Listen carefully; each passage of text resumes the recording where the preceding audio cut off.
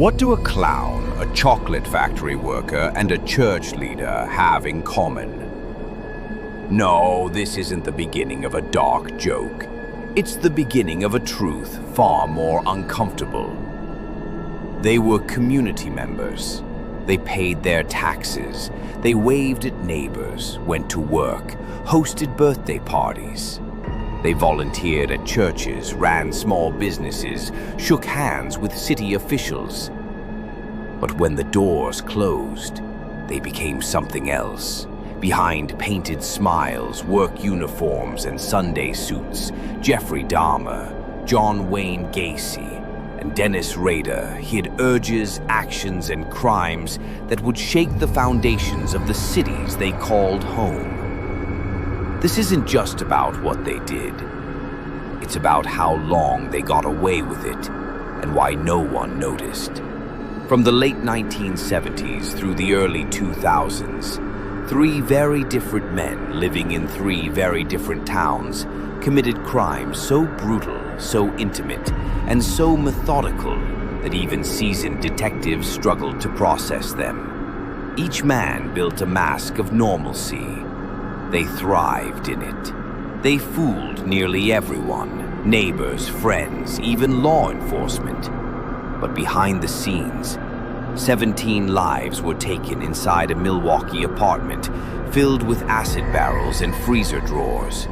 33 bodies stacked below a suburban Illinois crawl space, while the man responsible danced at parades dressed as a clown. And a quiet Kansas dad who bound and strangled families, sent letters to the press, and cataloged it all in meticulous detail. These crimes didn't just leave behind victims, they left behind unanswered questions. How did they live undetected for so long? Why didn't anyone listen when the warning signs appeared?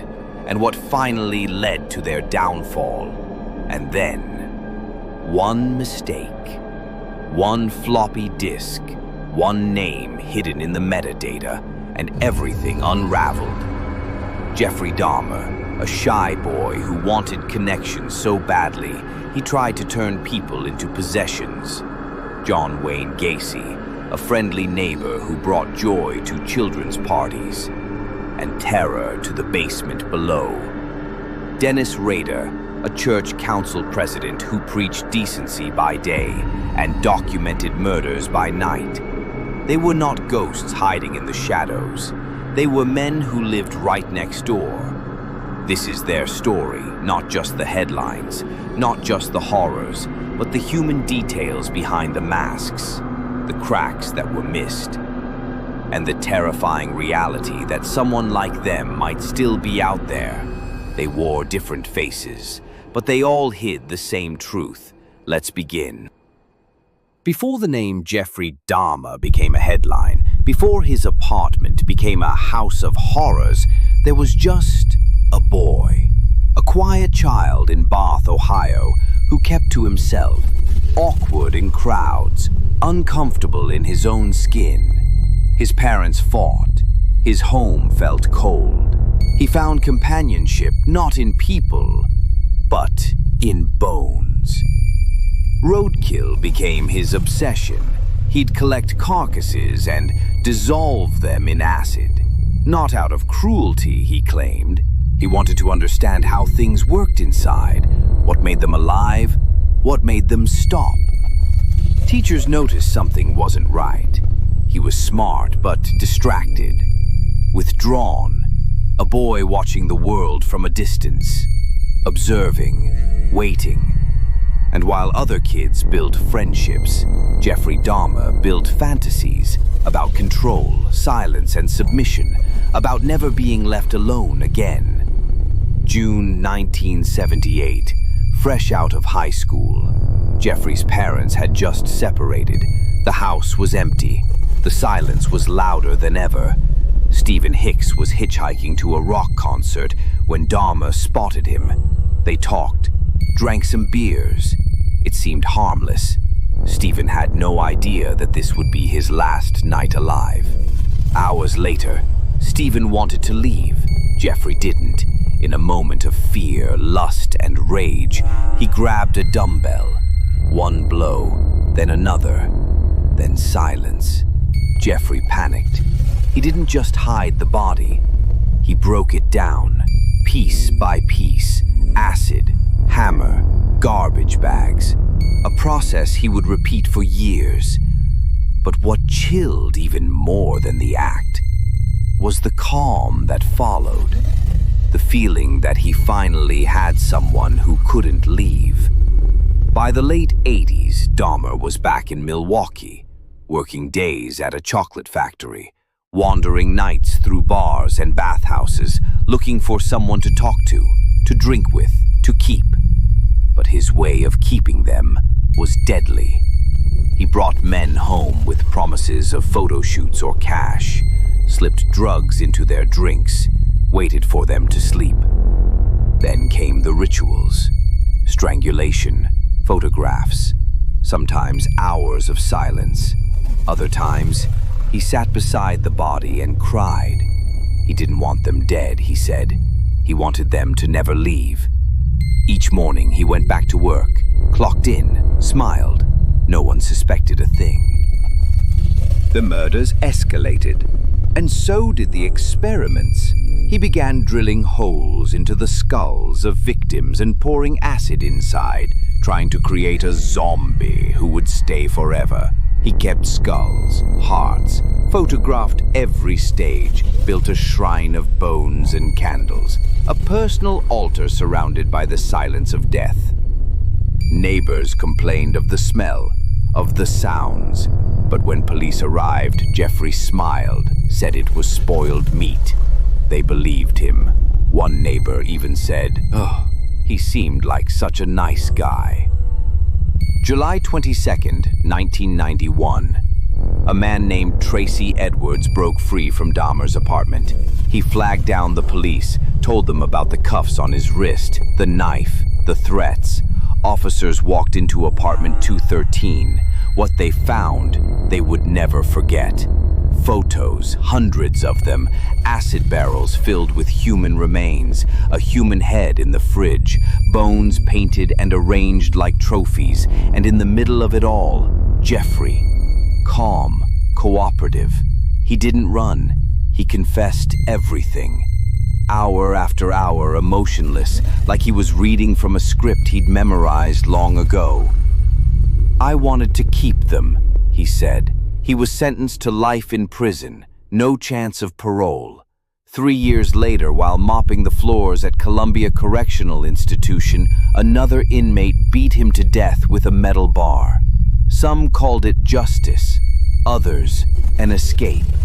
But Jeffrey Dahmer's story didn't end there. He became the subject of books, interviews, TV shows, a cultural obsession. Forensic psychologists labeled him with necrophilia, borderline personality disorder, antisocial traits, but no diagnosis ever fully explained him, because maybe there is no explanation, just a lonely boy who turned into something else. If you were a kid growing up in Norwood Park, Illinois, you might have met him at your birthday party. He'd show up in clown makeup, red nose, balloon animals in hand. Pogo the Clown, he called himself. Ha! Friendly. Everyone loved him. Parents waved, kids cheered, and not a single soul imagined that the man behind the painted smile had already buried a body beneath his house. John Wayne Gacy was a contractor, a community figure. He hosted neighborhood barbecues, posed for photos with politicians. He was even recognized by the First Lady. But none of those smiles reached his eyes.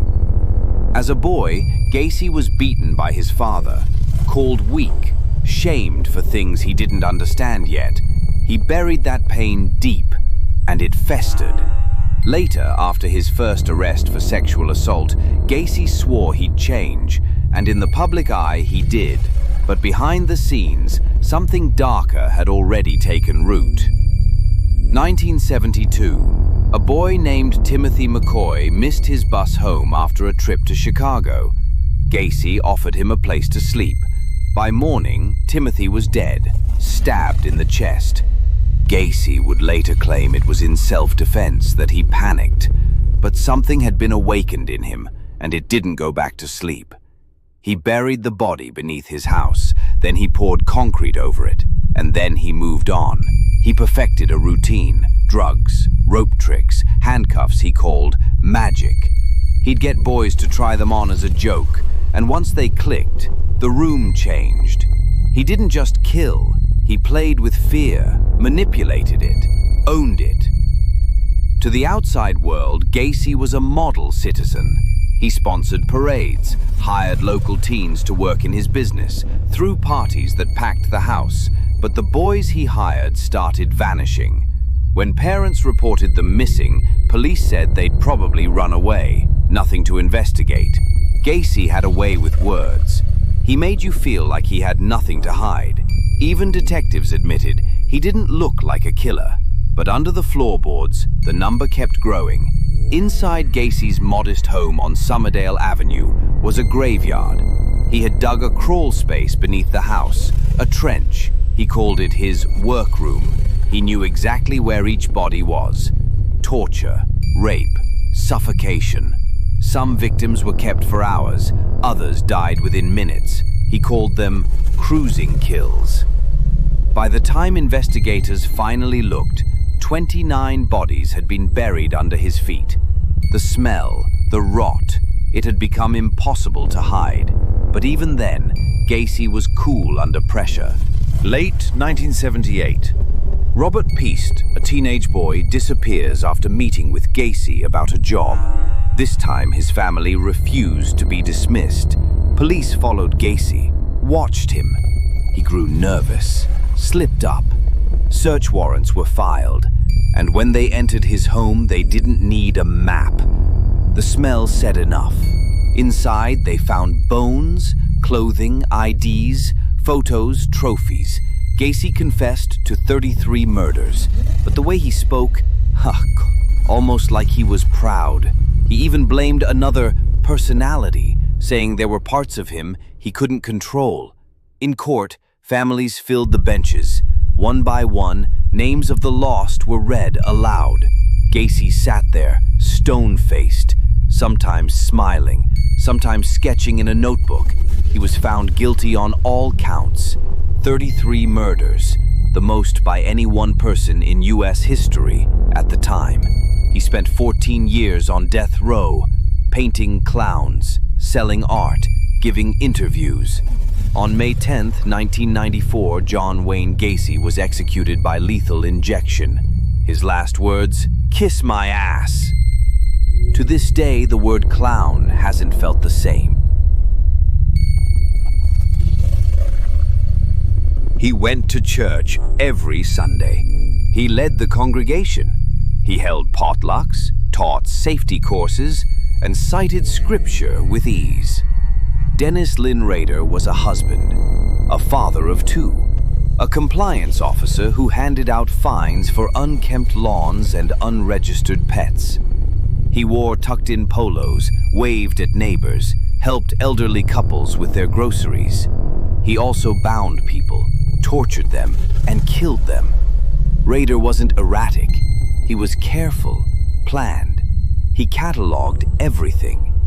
His fantasies started in childhood. Knots, ropes, magazines hidden under his mattress. He didn't see victims. He saw projects. And he gave himself a name. BTK. Bind. Torture. Kill. 1974. Wichita, Kansas. The Otero family was starting their day. Rader had already chosen them. He had stalked their home, studied their schedule, watched from his car for days. When he entered, he didn't just want control. He needed it. Every second was rehearsed, chillingly calm. By the end of that morning, 4 members of the Otero family were dead. 2 children, a mother and a father. Rader took souvenirs, photos. He left notes, deliberate, taunting, calculated. He wanted the police to know a new killer had arrived. He wanted Wichita to feel him. And then he vanished. For years, BTK went silent. Wichita moved on. Families stopped locking every window. Children played outside again. But Rader never stopped. He kept journals, organized crime scene photos in folders, labeled each murder as if it were a science project. He inserted himself into the investigation, read every article, corrected mistakes in news reports in his own personal scrapbooks. He thrived in the anonymity.